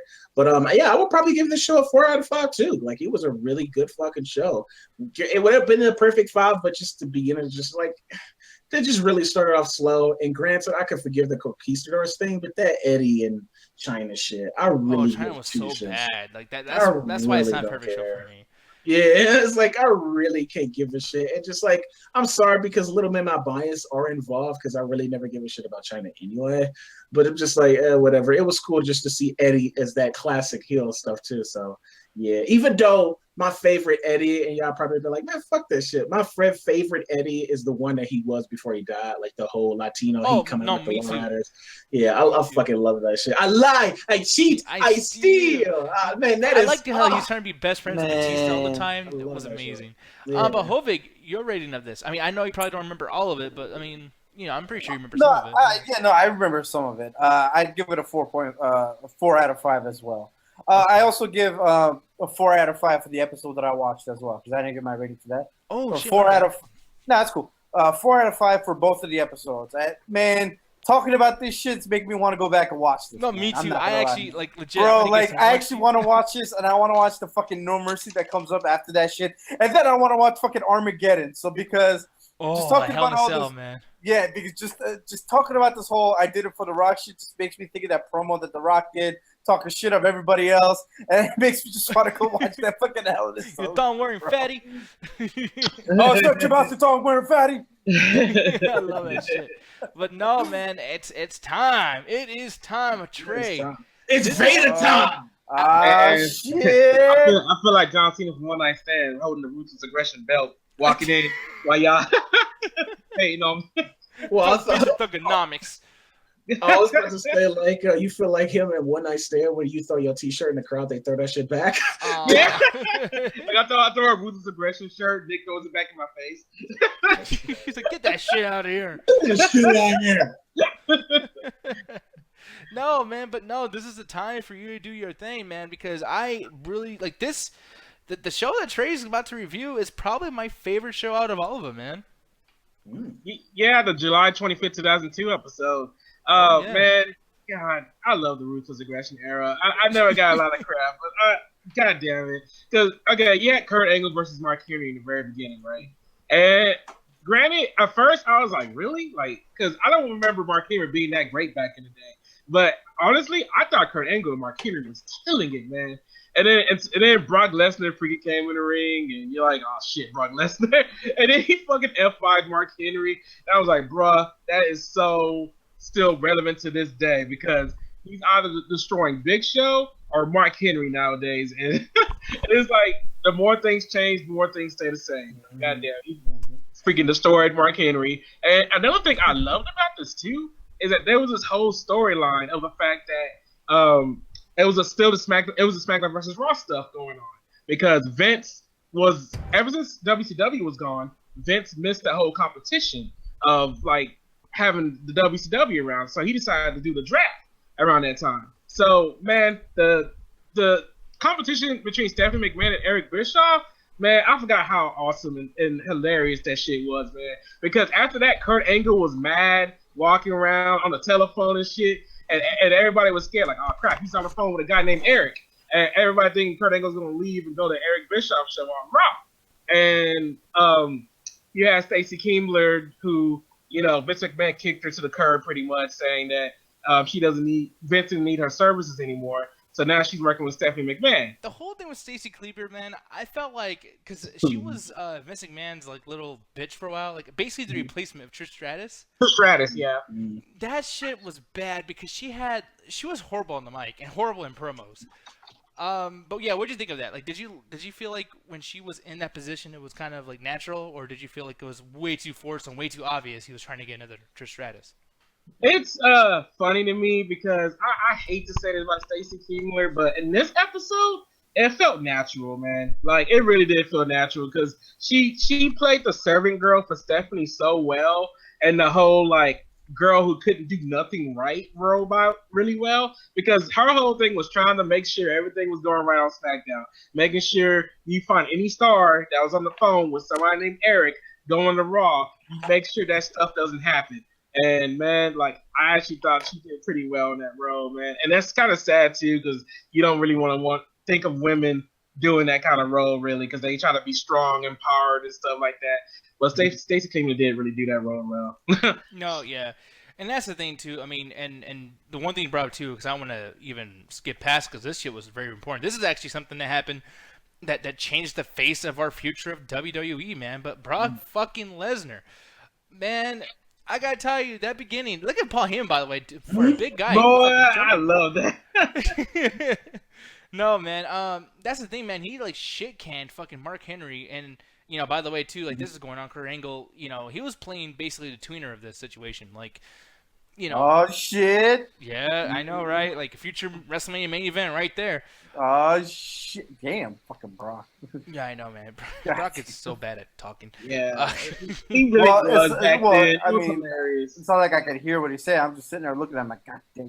That's why I'm so glad that he does the whole. I'm just gonna look intensely into the camera while Paul Heyman does all the talking. Yeah, because dude, man, that promo he cut on this show was pretty bad. Yeah, no, it was bad. Like, even Kringle's like, "What the fuck are you saying?" Like, wasn't this around the time that Kurt Angle and Brock Lesnar were friends and they were both fucking with each other and stuff like that? No, this is a year before okay. that time. Yeah, okay. and that's the thing, like Trey. I was gonna ask you too, Kurt Angle. How long has it been since? Because I know John Cena has to be on the roster at this point, right? Yeah, he is. He is. He has a match on this night, actually. Oh, okay, now when you saw John Cena, man, did you see if like? Okay, I know it's crazy. I know everyone is always asking this question. It's probably old by now. But did you see John Cena becoming the big franchise player back in the day? No, I never did. Like, I never expected it, especially when he had the Thugonomics gimmick when it first started. Because I've been a John Cena fan since the Thugonomics stuff. Like, I wasn't a fan of him around this era. Like, when he became Thugonomics, I was a big John Cena mark. He got me right there. But I didn't ever see him becoming the face of the WWE. I never thought he'd be the kids person, especially because the kind of jokes he used to do with the Thugonomics character were like slapping Stephanie McMahon on the ass and the jokes he would make. Don't have Triple H see that shit. Which is kind of funny too, because like John Cena's whole Thugonomic gimmick was about him being against authority, and now he's working for them now. So it's just kind of funny just seeing that whole little role reversal and everything like that. And I think nobody saw that coming, because I think we all had a clue when he had fought Big Show at WrestleMania 21. That's when he was just like, okay, 20, yeah, when WrestleMania goes to Hollywood, that's when we all was just like, okay, WWE sees something here. But I actually left for a while, and I think he was going against Shawn Michaels at WrestleMania 23. And that's when you really just like, that's when he just blew the fuck up. And you just like, holy shit, John Cena is here. The champ is here. So it was so weird to see him in such a non-important match. It's like, yeah, but the thing is that I loved about it, though, is that, for one, the promo beforehand, I'm going to tell you this right now. John Cena has been doing the same kind of promos for a long-ass time, because this promo he cut on the Canadians and Test was no different from how he sounds nowadays. It's just that he wasn't big back then. And back then, his character was, everybody was wanting to test him on the whole if he has ruthless aggression. You know, and I actually love that promo between him and Tess, because Tess was like, well, maybe you are the guy who got ruthless aggression. And then you heard that slap, like Tess cut against Cena real hard. And then he goes, but to me, you're just a punk. And I was like, damn, Tess, this is why I used to love your ass. No, Tess was the shit, man. I mean, like, I used to be man, such a shame he died, man. Yeah. Man, I feel like in 10 years, we're going to say that by every single person. Wait, Tess is dead? Yeah, he's been dead for a while. Yeah, like 10 years? Like, a while. Since the ECW what the days. fuck? Yeah. Wait, what? Yeah, he's been dead since, like... Damn, did we just crush Anthony? Yeah, I did not know Tess was dead. Yeah, steroid abuse, apparently. Was it steroid abuse? Yeah, okay. Yeah. Dude, you know what's fucked up is, like, he died right after people were chanting steroids, clap, steroids. Then he dies, and it's like, yeah, due to steroids, you fucking assholes. Like, the fucking crowd, man, the fucking crowd. Like I said, dude, I hate the fans. I really fucking hate the fans. But, wrestling. And Tess was great. Like, I mean, for you, Trey, because this was actually right before, because Tess was such a big deal. He still had the, what was that thing called? The immunity to being suspended? Like, he could do whatever the fuck he wants? Yeah, pretty much, yeah. Did you think they were going to, like, lead that to a world title with him eventually, especially because there's two brands, or not really? To me, back then, because around that time, I became more of a smarter person in terms of, like, knowing, I wouldn't say knowing the business, but I wasn't a kid anymore believing, like, most of the storylines that was going on. To me, Tess really fell off the mid-card after the whole Triple H, Stephanie McMahon, and him thing. Like, I don't think he ever recovered from that. Because to me, Tess would have been a way bigger star. It's just that Triple H got that push. I feel like Triple H got the push that Tess should have had. It's just that, Tess didn't bring it like Triple H did, I guess. And now that's what history is. It is what it is right now. He's a potential vacuum. Like, Triple H is basically Owen Hart and Tess combined into one prototype of a being. Like fucking, like seriously, it was like, can you join the Nemesis program, Anthony? Like, it was stars, no W wrestling, superstars. Saturday main event. No, but like that's the thing, man. Like, it really, really bothers me because I mean, damn, Tess damn near looks like the motherfucker. You know what I mean? Yeah.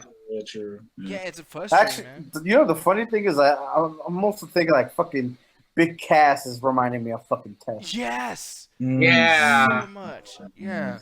A lot. Yeah. He's a certified G. He is 7 feet tall, and you can't teach that. Yeah. Okay. Well, anyway, Tess was a more crafted wrestler than Big Cass. Big Cass has a lot to work on. Because granted, yeah, in terms of size, he reminds me of Test, but that's it. Like that's pretty much it. Like other than that, Big Cass doesn't really got to me yet. So, and Test was amazing back then. So, By the way, look at that! It was a drop kick from John fucking Cena. Holy shit! yeah, and the thing is, John Cena he won this match. Yeah, exactly. And that's the thing too.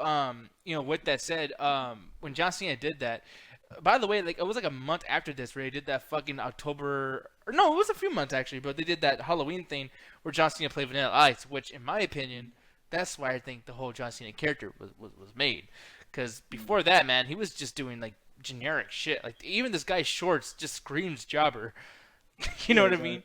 But I guess we can get off the John Cena thing. It's just, yeah, I'm just fascinated because it's like, dude, like to see John Cena in that thing, it's I crazy. want to ask you guys too, because I want to say, just getting off just one last point, but John Cena is the last jobber that actually was legitimately built from the ground up. I don't think they ever did that again. I don't really consider John Cena. I would have never considered him a jobber because on his first match against Kurt Angle, bro, he was wrestling. You know? Yeah, true. See, He wasn't like thrown around or. But the thing again is like the term jobber has kind of changed throughout WWE's history. It's like what jobber means now wasn't what it meant back in the day. So it's like it could have been totally two different things. But like John Cena in that day in the Ruthless Aggression, he was considered a jobber or just an amateur or whatever. So I'm like thinking like anybody like I said, John Cena literally started from the bottom and then he went all the way up to the top. So I'm just trying to figure out like has that ever happened to anybody else again? I don't think it has. Daniel Bryan. Daniel Bryan. And most of the Nexus. Just Daniel Bryan and Bray Wyatt mostly. The Rock kind of. The Rock, yeah, and Rock kind. Well, we're talking about like nowadays. Yeah, nowadays? Oh, yeah, okay. Rock's kind of more back then. But if I think nowadays, I'll put it more like Daniel Bryan, Bray Wyatt, pretty much people from the original NXT when it was like the voting, fan vote shit. You know, they actually built themselves up from because Bray Wyatt used to be Husky Harris and. Daniel Bryan was, I think he's always been Daniel Bryan. No, he was always Daniel Bryan. Yeah. So they literally built themselves up to where they were now. Like, granted, Bray Wyatt had to repackage himself in the newer NXT when he came out. And Daniel Bryan just got lucky because even though he got fired from WWE, he got to come back. And, you know, he got that whole WrestleMania 27 thing. And then his history is what it is now. Oh, another one, too, that I just thought of, Ty Dillinger. So. Oh yeah, exactly. Sort of. Yeah, but I want to ask you one thing, Trey, too, and hopefully help you out with this too. But like cruiserweight division, was this going on yet or no? No. The thing is, this was Rey Mysterio TV debut. Like that's pretty much. Oh, this was tonight. Because it was that night because they were hyping it up like all night. They were showing the vignettes. They were playing the theme song. Who's that up the sky? R.E.Y. Rey Mysterio. Here we go. And man, Chavo and Ray, man, I always thought they had good chemistry, even to after Eddie's death when they had that feud. Man, I love that feud they had, man. And I get it was just supposed to be a debut match for Ray, but I freaking love that match. And also, I noticed something. Chavo Guerrero came out to his Eddie's WCW theme, and I was like, wait, he didn't have the Chavo theme yet. Ooh, that is fuck that Hurricane Rana. Jesus Christ, you could have ripped his fucking neck off. Jesus. I love that fucking theme song. Ooh, Chavo. Dun, dun, dun, dun. Ooh, tortilla. For real, dude. Ooh, chorizo. No. You coming out doing this shit too. Oh I hate that shit. But no, like what Trey was saying, and that A Guerrero theme song was one of my favorites. I was just hoping they would go for the Filthy Animals. That would have been much better. But yeah, that's just me. Yeah, but they weren't gonna bring the Filthy Animals thing into WWE. I trust me, I wish, like, 'cause I love the Filthy Animals, man. So you didn't have hope back then that they would show up? Man, I had hope, man. I was thinking, because I was thinking Rey Mysterio was gonna appear without his mask.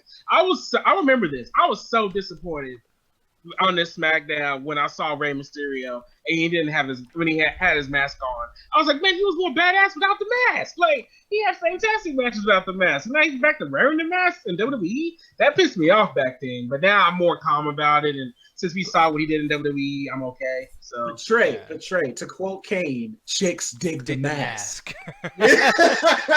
God, we really are going old school with all these references, man. I love it, man. This is old school SmackDown, everybody. Like, old school ass. do you love it, Marvin? No, man, and like you said, this being Rey Mysterio's first fucking match, his debut match, he treated this like it was a world title match. Like, this dude used this as a resume. Like, hey guys, just so you know, I'm staying for a fucking while. And Chavo, man. Oh man, Yeah, I that was love it. good. God, I love this match, dude. That was good. No. I like how we talking about it, trying to review it. We all like, oh shit, get the chips. I want to just watch it. Like, that's why I keep showing it, man. This shit's amazing. Just let him outside the fucking ring. Like, I mean, and then right after this, like I showed earlier on accident, Tess whooped Rey Mysterio's ass, and I think that ended off with Rey Mysterio like attacking all the Un-Americans or whatever, right? Yeah. At the end of the night, like doing the main event of Chris Jericho versus Edge, which, man, this is, like I said, this is what I love back in the day, because this is two people who don't have the WWE title. They're just feuding because they have bad blood against each other. And I love that. I just love that dynamic, man. Like, the fact that the people, it's not for the title. I always love that kind of thing. So, and Edge and Chris Jericho killed it. That's why I chose this date in general, just because of that match, because I love that fucking match, man. I remember when I watched that match, I was just in disbelief on everything they were doing, because it's just stuff that, WWE would not allow now, that they were doing, and words. No, but like, it's amazing. Like, I understand why you're like can't say words, because like, dude, like, this is something that's really important now too. They were trying to win a steel cage match. You know how fucking long it's been since I've seen someone try to win a steel cage match? Like, dude, like, Chris Jericho was like right here, like, you're trying to get out. Edge is like, fuck it, I'll destroy myself to bring you down with me, motherfucker. Like, there's no way you're getting out of this cage. That electric chair, though. Ooh. I know, that was great. I like how you know the name of that fucking move because of video games. Yeah, exactly. Hey, you got me. No, dude, I'm the same way, dude. Ain't no wrong with that. No, for real, because that's the only reason why I know what a tilt-a-whirl is, because Jim Ross, good guys at tilt-a-whirl side slam 3. Holy shit. Oh, man, but no, like, yeah, dude, this was a great main event, right? Like, dude, this was amazing, and you know what? It had nothing to do with the main card. No Brock Lesnar, no Rock, and yet they still look at how fucking hyped the crowd is. And they both, they're both leaving at the same time. It's just, oh god, just I think love about it. Go just slight little tangent. Go back to the clip, but freeze frame, like on Chris Jericho's face. That guy that you see in that fucking wrestling ring now is still going today and can still go. Like Edge, I fucking love Edge, but he's gone. He's out of retirement. He can't wrestle no more. But Chris Jericho is still fucking there. And I'm just like, dude, man. And he's probably better now than he was then. That's what's so crazy. It's crazy, man. It's crazy when you think about it, because now, like, if I go through this card, only Brock Lesnar and Chris Jericho are the only ones still wrestling. Cena. Mark Henry and Cena. Yeah. And Brock Lesnar doesn't even wrestle every day. John Cena doesn't even wrestle a lot like they used to. Chris Jericho does it a lot. Like, he still wrestles like if it was a regular SmackDown or just like a regular competitor. Yeah. So he brings it. He still brings it. Can still do that lion salt like if he was still 20 years old. So. I know, man, you know what? Fuck this whole fucking show tonight for making me feel so old right now. No, right? God damn it! Like, this shit was like so long ago, and we're sitting here watching all these guys, and they're all fucking young and alive, and it's and alive, and it's fucking mind-boggling right now. But like, it brings like almost a tear to my eye, dude. Like, just I literally almost choked up before, bro. Which is why I'm like, I have to like zone out for a bit, because this is making me miss my childhood. No, and I just remember coming home 5:00 p.m. at night. Fucking the sky is getting darker, man. The fucking streetlights come on. Hey guys, going inside. SmackDown's wrestling. On. You get that fucking beautiful people theme song on. This is beautiful, man. Like, man. My cheeks are like fucking like they hurt from smiling. Like this is amazing. It was just so much feel good. Like I couldn't stop smiling when I was watching it either because it was just so much feel good moments in my mind from this era of wrestling, man. Because the reason why I still even watch wrestling is because of my grandma. Because my grandma is the one that got me into it. So I feel like because she passed away, I feel like I still connect with her when I do watch wrestling. And it's stuff like this, watching back in the day and stuff. It's like, man, it's like I remember when me and my grandma was freaking out over this and all this stuff. How she was gonna leave me by myself with Ultimate Warrior and Kane and just all that funny stuff that she used to do against me. It was just, it was simpler times, man. That's how I felt when I rewatched this pay-per-view. Not pay-per-view, SmackDown. You know what's funny? That was like a fucking pay-per-view, Trey. That's what I was about to say. You just stole the words right out of my mouth. Because we got a debut, 2 big debuts, Brock Lesnar debut and Rey Mysterio debut. Brock Lesnar fucking challenging Kurt Angle and then eventually like telling I'm here for The Rock. I'm gonna get that fucking belt back.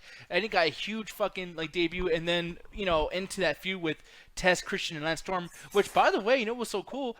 They left. This was their last night. They went to fucking Raw after this. Yeah. I was gonna lead up to that because that was the whole thing, and I was gonna bring this up with the draft.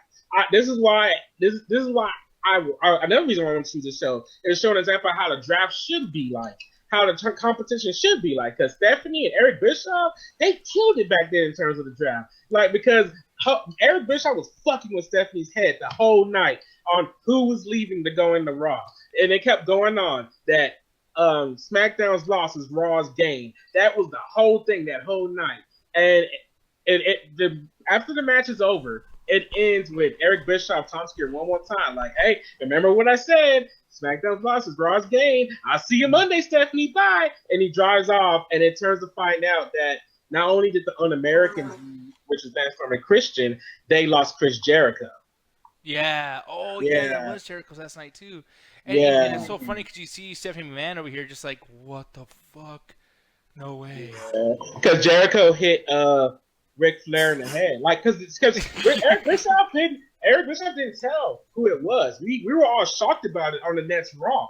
And it wasn't until at the very end of that Raw where Ric Flair was coming out to make an announcement, then Jericho's music hit. Ric Flair was confused why Jericho was there, and then he got the chair shot, and he was like, Raw is Jericho. That's how we found out that Jericho came over to Raw. And it was like, man, this is the draft shit I missed. It felt like a legitimate SmackDown versus Raw thing. Today, we don't see that. Like, granted, we do it in our heads, like if Raw was better this week or SmackDown was better this week. But back then, we actually saw the competition. And here's the biggest thing, too, dude. Watching this, like, Kurt Angle's a heel. Like, he's a chicken shit heel. He's the worst heel ever. And yet, at this particular moment, it's like, nah, but SmackDown, I bleed blue. With like, I'm not leaving. Broken freaking neck. With a broken freaking neck, Hovig. God damn it. No, the funny thing about it is, like, now, like I said, it doesn't really feel like a brand split because they all care about the moolah, or the money, or the branding itself. Because right now, like on the SmackDown show we just watched, it's a fucking Fastlane is a Raw pay-per-view, and you got them promoted on SmackDown saying, buy WWE Universe Network or whatever, so you can watch that. WWE Universe Network. Yeah, Universe Network. Nice. So it's just like, back in these days, you would have never seen that shit. They would have never promoted another show. So. Yeah. No. Do you know what was the best part about that shit for the past 2 days? They're like, if you sign up on Thursday, you could get a free month and you could watch Fastlane and WrestleMania for free. I'm like, motherfucker, now you're telling me the day I should sign up. Yeah. So I don't know, man. For me, I love this show. They make me laugh. I really gotta give my rating. Unless Trey, you want to touch on anything else during that show, or? I was gonna bring up a little two quick things real quick. Okay. Reverend Devon. I love that fucking theme song, man. I just love the theme song. That's it. That was great. Testify. Yeah, that was great. And Batista, man, I didn't know he did that spine buster back then because he did that fucking spine buster on fucking Hardcore Holly, and that looked vicious as fuck. I was like, Jesus. Like Batista even had it back then. And Rock and Hulk Hogan versus the All-Americans, man. In a bad way or a good way? I love everything about this night, man. It gets a 5 out of 5. I will really? I'll have to get into 5 out of 5. See, man. that's I the enjoyed only it. thing. I was happy with everything that happened besides the Rikishi Prince Albert thing. Which, by the way, poor Prince Albert, man. I just thought about that too because he got repackaged again. Like it just seems like in WWE that's his thing: get repackaged and then still lose. Poor Tensai. Yeah, you know what? Yeah, I'm bringing it back down to like a 4.8, 4.7. Just remembering that. He's like, wait a minute, hold on. There was some shit that did suck. No, Yeah. that motherfucker got rebranded twice because after the whole Tensa shit didn't work, that motherfucker kept going called Big T or whatever when he was partner tag teaming with fucking Brodus Clay. So yeah. Just, no, and then they were like, you know, fuck, we can't do anything with you. Just be an NXT coach. Right. Yeah. And then fucking Lesnar coming in F5ing Hulk Hogan to interrupt because Brock Lesnar wants the Rock's WWE title. I just love that, man. And I forgot Rock and Brock Lesnar match. I forgot how that match happened or if it even really did happen. But I was hyped and I wanted to go back and see. Man, I want to see this match between these two because that F5 that Lesnar did to Hogan was fucking brutal. Like No, it really was, man. Yeah, because I think Hogan's head landed the wrong way. Hey, And that's why Hogan's it or looked Hogan? so Hogan. Shit. Hogan's head landed the wrong way. Oh, wait, shit. Speaking of Hogan, he was at the Best Buy up the road from me the other day getting TVs. I was like, what the fuck? I wanna hang out with Hogan. He's like, leave me alone, brother. I'm trying to get me an LCD, you motherfucker. But yeah, this SmackDown gets a 4.7. You know, it was a good nostalgic time. 4.7, 4.75, 4.71. So It's just 4.7. flat out 4.7. It was great. Like I said, the only problem I had was Rikishi, Albert, and I can't name anything else. So yeah, 4.7. Yeah, I gotta say, man, this show I will definitely give a 4.5, just like the other show. The only thing I gotta say, man, just like back then, John Cena, not a good wrestler. It's just I don't know, man. It was just so boring. Like it's just John Cena is always gonna be John Cena, and the motherfucker can knock you down a couple times and overly sell. Wait, did he have the whole 5 moves of doom back then or no? No, because this is before. Yeah, 2. He wasn't even Thugonomics yet. Yeah, like matter of fact, the way he won the match was a roll up. Like it was a roll up on test. Yeah. And I hate those, but yeah, like this show was great though. And as far as like story building for like the episode before this and episode after it, and then SummerSlam that came up, this show is literally like. That's what you look at. How do you do a show? How do you do a go-home show? How do you do not just a go-home show, but like a month in advance, etc. This was one of my favorite shows of the Ruthless Aggression era. The only reason why I left after this is because once again The Rock left. Again, Brock Lesnar left Raw because he just stayed on SmackDown after this. Like tonight was his first show. That Stone Cold wasn't around. Stone Cold wasn't around. NWO just ended up dying and everything went to shit. This is one of the very last episodes that became great. Even Stephanie Mann's like, oh fuck, what are we gonna do without all the legends? I don't know what to do. Kurt is like, I might have an idea, and Stephanie's like, oh fuck, It's like, I'm about to go home. And Stephanie's like, no wrestling. Fuck your idea. Yeah, man. But Anthony, how about you? Do you remember the show at all, man? No, I don't remember the show at all. I remember some of the points. I remember somewhere these storylines went, like the whole Rey Mysterio thing. I think I remember that slightly, and then Test. Y'all blew my mind with that. I did not know that motherfucker was dead. I actually just looked it up. He died in 2009. Damn, man. Yeah, and it was apparently an overdose of oxycodone. Ooh, damn, man. Damn, that just really shows you, man. I just feel like, man, it's kind of sad too, because so many of these wrestlers die without notice, and you just don't even know about them. Like I said, I always bring up the whole Umaga thing. Like I only found out like a couple of years ago that he had died, and WWE didn't mention that shit not one time. I'm like, fuck you guys. And you want to hear something a little more crazier? Apparently, when he died, he actually had that same shit that was going on with Chris Benoit before he committed suicide. Oh man, really? Yeah, he was developing that shit. Yeah, man. Because the last time you saw Umaga, he was in TNA actually, and TNA did a tribute for him. But I guess because he was in TNA, that's why WWE didn't want to do a tribute for him. But it was still fucked petty up. ass shit, man. Yeah, that is still fucked up. I'm like, y'all literally not gonna mention the guy at all. He was like one of the biggest heels around that time. Like the whole, like it was kind of funny because Umaga was on WrestleMania around the same time as Donald Trump. It was that whole Vince McMahon. It was the same night. Yeah, it was the same one. Yeah, it was the same one. Yeah, like the whole hair versus match or whatever. Hair versus hair. But yeah, this match, this SmackDown. Yeah, I remember some of these things, but yeah, it sounds like a really good show. So yeah, man, it makes me want to go back and watch it too. Like that is one of my favorite. Like I'm with Trey. One of my favorite eras in wrestling, even more so than the Attitude Era, because maybe I just have enough time to actually grow up in it. But the Ruthless Aggression Era is just fucking amazing, man. It's just so good. It's just so good. So good.